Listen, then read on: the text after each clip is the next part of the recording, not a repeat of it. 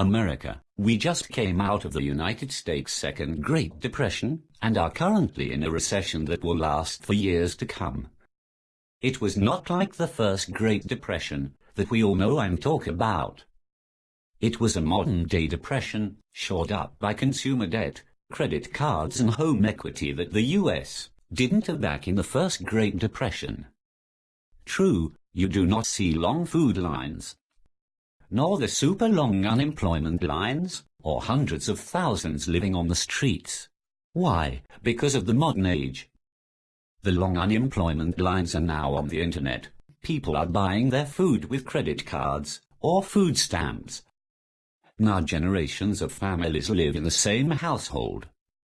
Elders are taken out of retirement homes, due to the need of their social security checks, by families just to help survive. Credit cards, home equity, welfare, social security, Medicare, disability, food stamps, unemployment, trillion-dollar deficits, are all things we didn't have to shore up our economy in the first depression. With all these and a massive increase in population, computers, the internet, TV media, and a government's willingness to deceive the American people, the United States government has been able to downplay and sugarcoat America's second Great Depression and the current recession we are in. Let's talk about the U.S. economy and who actually runs it. Economic policies, interest rates, the dollar value, stock markets, and gold prices are in one way or another controlled or influenced by the Federal Reserve. The problem is, Americans have been told that the Federal Reserve is an independent entity. But it's not. The Federal Reserve was created by the biggest banks and businesses in the U.S. to control the value of the dollar, interest rates, stock markets and so on, therefore protecting the interest of only the biggest banks and companies in America. The problem was the U.S. government thought it was in control of the Federal Reserve. And the Federal Reserve led the White House into believing it was in control. The way a true economy works is there is only so much money, so much gold, and so much money in the stock market. In order for the stock market and gold to go up at the same time, money has to come from somewhere. The higher they go, the more that has to go in. The more that goes in, leaves less money in circulation. Less money in circulation means a slow economy, less consumer buying power.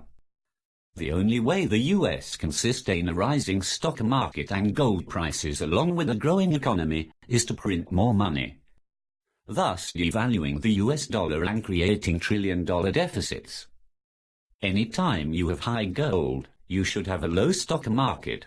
The both cannot rise without the Federal Reserve interfering in the natural flow of economics.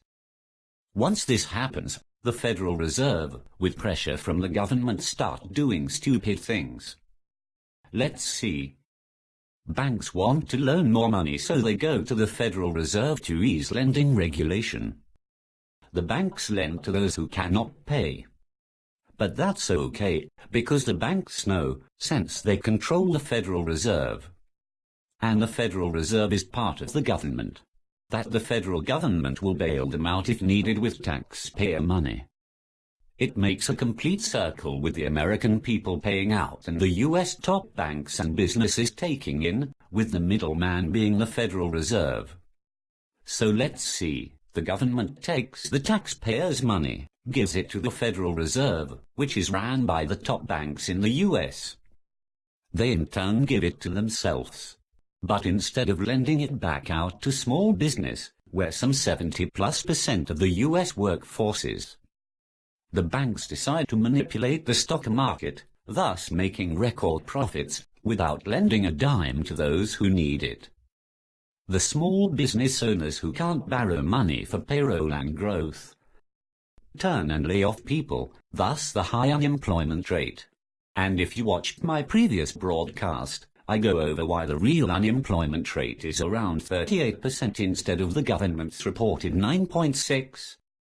So, for the government to pay out all this money to the banks, they have to either borrow it from other countries or print it. therefore create a deficit larger than all the previous administrations put together.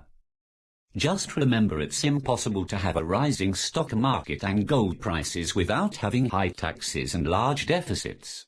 A good economy is low gold prices, steady stock market, low unemployment, higher dollar and lower deficit. There was no way we could have avoided the Second Great Depression and the current recession we are in. This is Spencer, leaving you with my thoughts.